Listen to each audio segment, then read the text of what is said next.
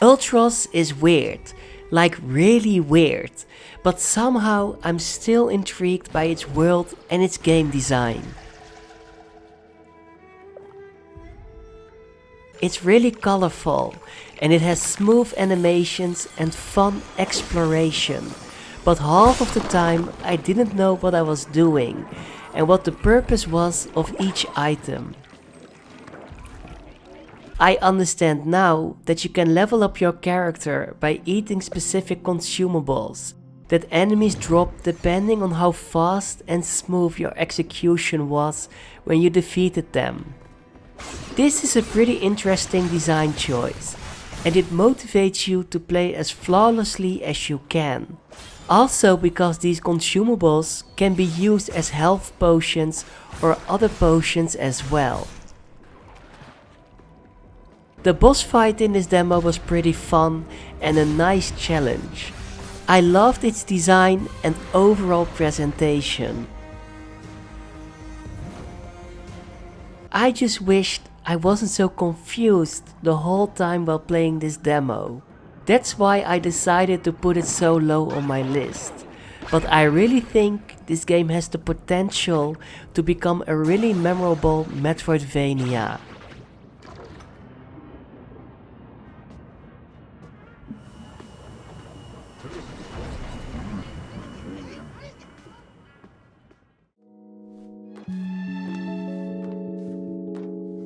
I'm a big Metroidvania lover, and that's why most games on this list are going to be Metroidvania games. But I also have a soft spot for puzzle platformers, especially if they manage to make me a bit emotional after the prologue. And that's why I think With My Past deserves a spot on this list.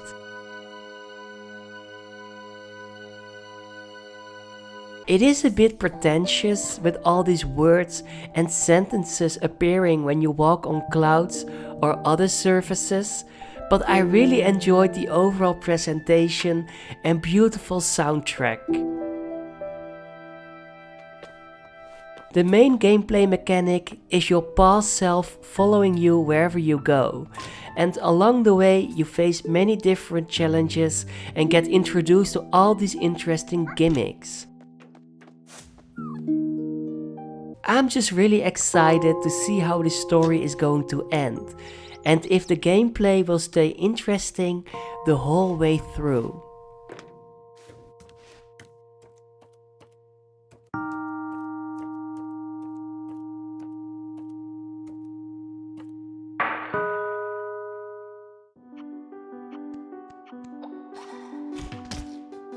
Estic is a charming upcoming Metroidvania that really surprised me. I honestly didn't expect I would enjoy this demo so much. It's a pretty standard Metroidvania, but I just love all the quirky characters and the overall presentation. Exploring this world was a really fun time. And despite some basic gameplay mechanics, like not really challenging combat or pretty straightforward platform sections, there are these small touches that make this game one of the standouts of this Steam Next Fest for me. Like entering this interesting looking spirit world by hitting a checkpoint, and unlocking new perks or buffs by donating your Sin tokens. Or unlocking one of these cute little sidekicks that follow you around and can assist you in your journey. I'm just really charmed by this game, and now I can't wait to play the full version.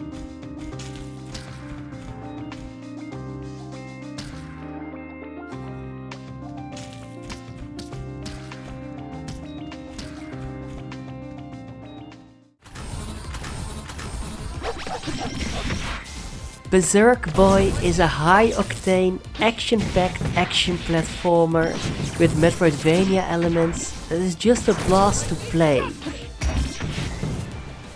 I haven't seen that much creative level design yet in the demo, but I'm keeping my hopes up for the future. The combat was really spectacular though, and even though I'm really tired now from hearing lightning justice over and over again, and I really wanted to see more transformations, I really enjoyed the overall presentation, and I loved how nostalgic it felt. It's really over the top and a bit cheesy, but it has enough qualities to make it a great and really fun game.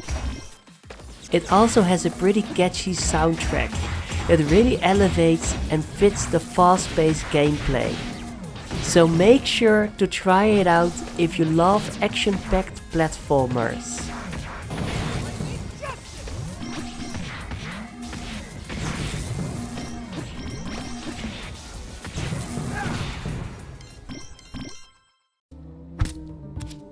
Another upcoming Metroidvania that really surprised me is Phosphai. This is a great example of pretty generic combat, but elevating it with really creative abilities and gimmicks. I'm not yet impressed by the overall presentation, but I am impressed by how fun the exploration and traversal is.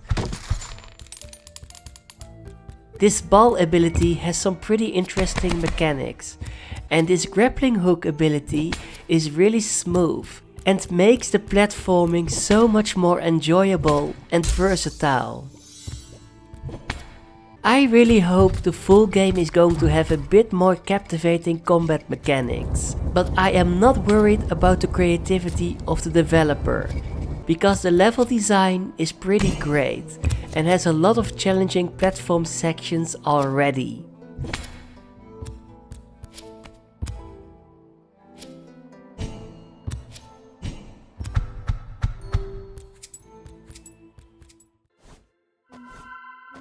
Deviator looks really similar to a specific really popular indie game that I'm not going to mention, but the gameplay is very different and pretty interesting.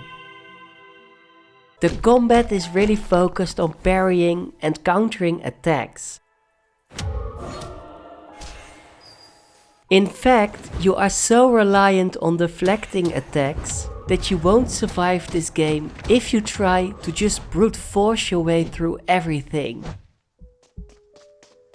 I really appreciated this design choice. It really feels as a unique game now, and the amazing looking visuals are the cherry on the cake, of course. It is really challenging though. Healing yourself is only possible if you have deflected enough attacks, and the parry window is not that big, and this made the boss fight in this demo really challenging and a bit frustrating even.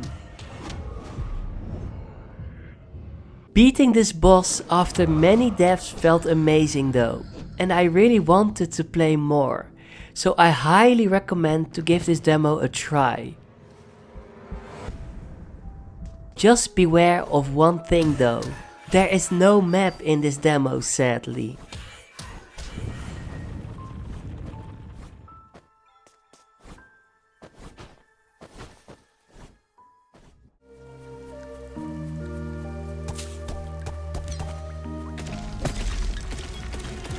I knew I was going to enjoy the demo of Crypt Custodian.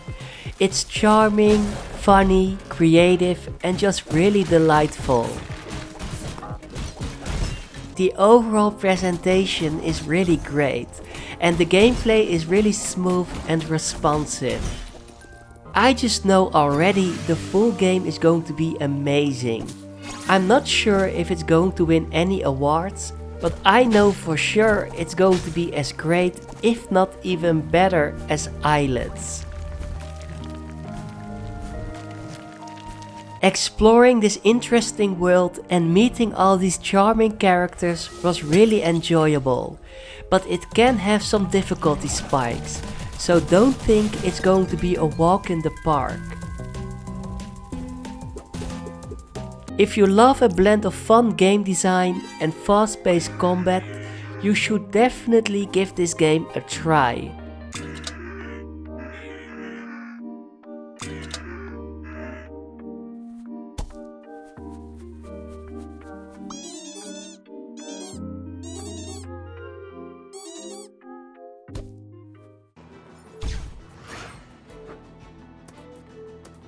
Another demo that did not disappoint me was the demo of Biomorph, a game I have been excited for since its announcement.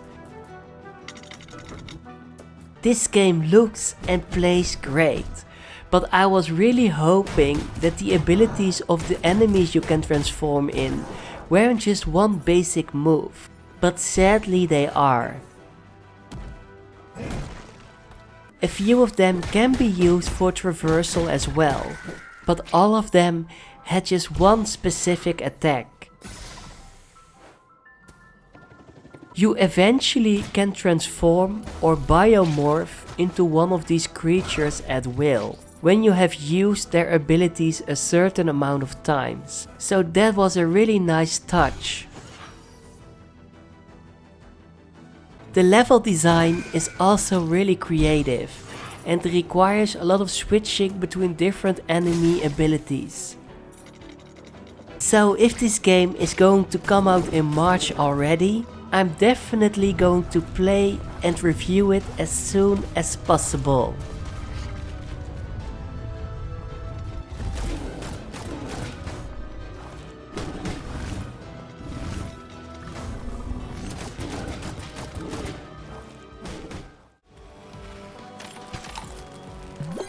I'm pretty sure Pepper Grinder is going to be the best platformer of this year, and the demo confirms this feeling even more. Controlling your drill feels very smooth and responsive, so if you have to make a quick turn to dodge an obstacle, it's not going to be a problem. I also love the creative level design. You get introduced to so many interesting and fun gimmicks in this demo already, that I can't wait to see what more creative ideas there are going to be present in the full game. The only thing I missed and really wanted to see in this demo was a boss fight, and I'm also sad to say this game has no Metroidvania elements. But I'm still so excited to play the full version of this game. The demo showed me so much potential already, so do yourself a favor and check it out when you have the chance.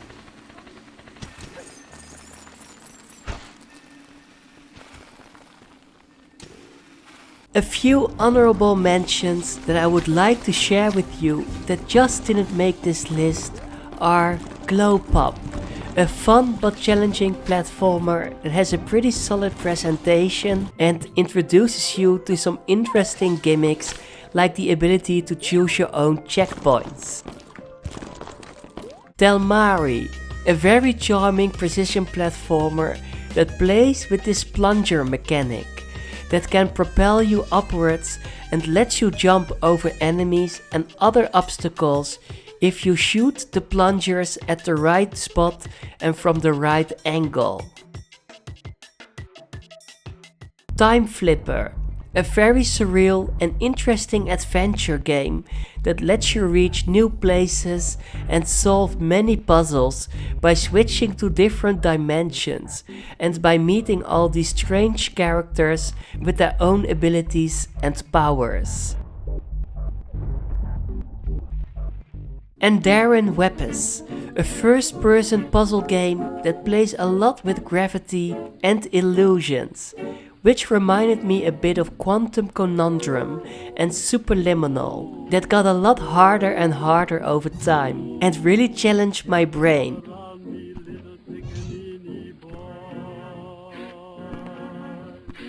Awaken Astral Blade, a really combat-heavy Metroidvania that looks great, but it didn't show me enough creative level design yet.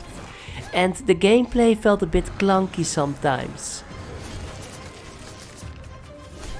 And Mendecium, a really great looking hand-drawn Metroidvania that has really diverse combat mechanics and tries some interesting gimmicks when you die.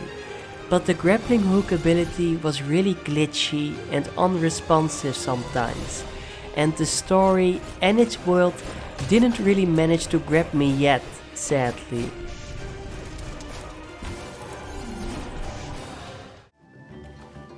There, the key.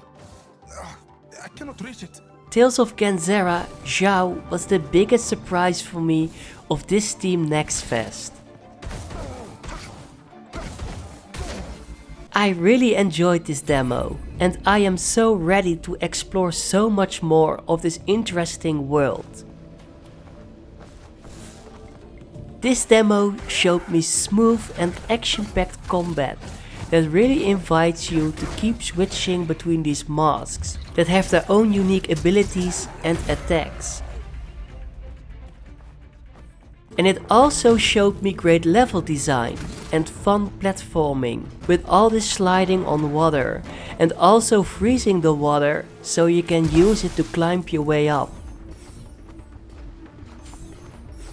I also really loved the setting and the overall presentation. All the interactions between Zhao and Kalunga were really well executed and performed, and that's why I was really interested in the story and the lore of this game. Yes, it does. There is a bridge scene that feels a bit out of place, and there is no map sadly, but I really think this game has all the qualities to become a great Metroidvania that is going to be loved and cherished by many people. So I can't recommend this demo enough. Thanks for watching.